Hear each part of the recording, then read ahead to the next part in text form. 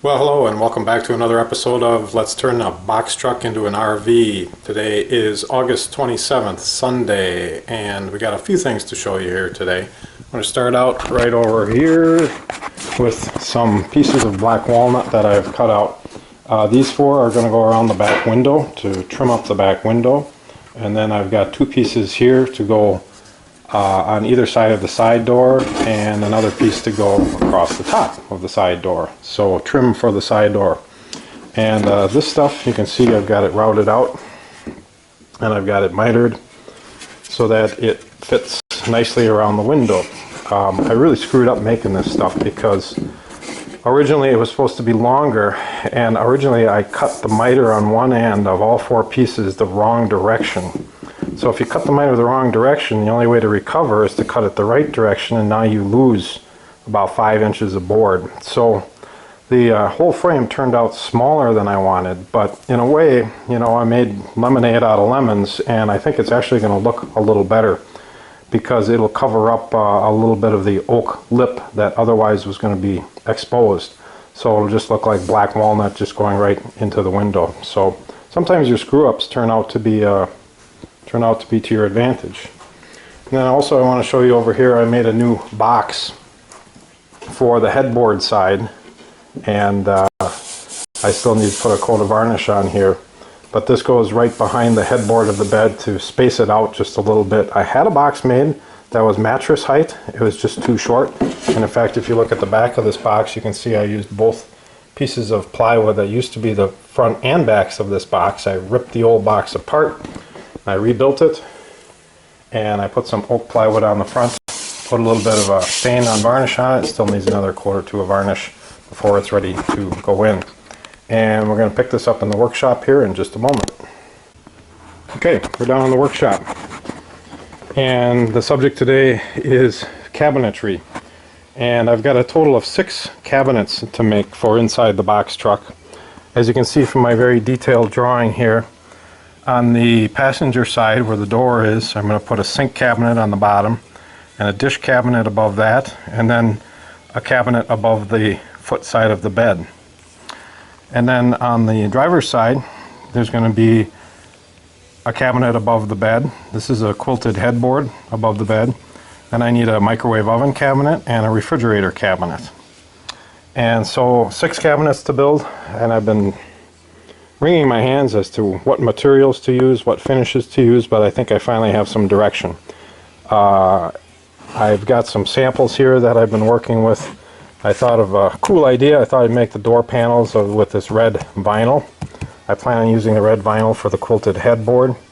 And then I thought, well, I'll do this a black dyed and stained oak with a lacquer finish. Might really make for an interesting cabinet.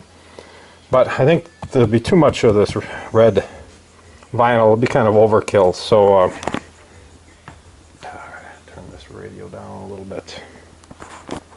So what I decided on is this right here, and this is a technique I picked up off of YouTube, and it's a technique where you start out with a dye, and then you put a top coat of sanding sealer on it, and then you come back with a black stain, and that stain just fills in the grain and makes the grain pop out.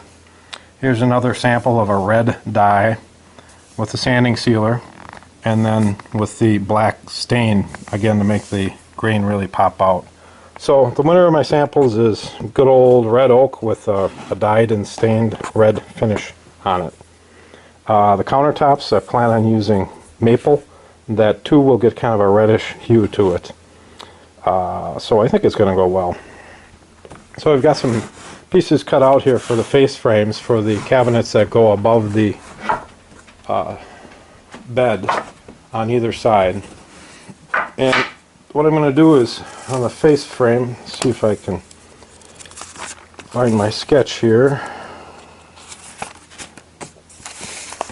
On the face frame I'm going to do one single door in the middle. It'll be a fairly large door, 42-inch door. It's going to be a bin door that opens up like this.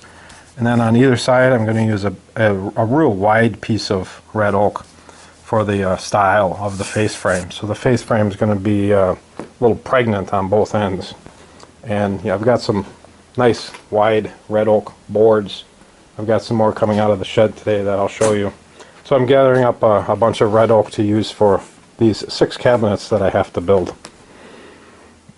And why don't we, I want to show you some of the materials that I'm talking about here. The dyes, I use a Transfast powdered dye. You mix it with some hot water and shake it up, and I put it in jars. I've got a little bit of the leftover red here. So this is the red that we'll be using for the project. And it keeps really well. Again, it's just water-based, so I love using these dyes. They're make for some unique finishes. And then I've got the sanding sealer that I put on top of the dye, and then I come back with some of this gel stain Spanish oak. Now, this is a technique that I just got off of YouTube, so if this video makes it onto YouTube, this might be the Department of Redundancy department. But I got my finishes picked out, and I'm starting a little bit on the face frames. And let's go upstairs here, and I'll show you some wood that I'm pulling out of my shed to use for these 6 cabinets. I also have another barrel of black walnut trimmings. We have a guest dog today here. This is Miss Misty, and of course Duke. So I keep some hardwood that I cut from the property in the shed, and I've got this nice load of red oak. So this is just a little tight here. We're going to turn this radio down. We're going to get in trouble. So I got a nice load of red oak. I hauled this in the basement, and I really enjoy taking rough boards and turning them into finished boards. There's something really pleasing about just taking a rough board like this and taking the scrap out, turning it into firewood, making a bunch of sawdust, and then ending up with some nice wood. So that's today's story. Catch you next time.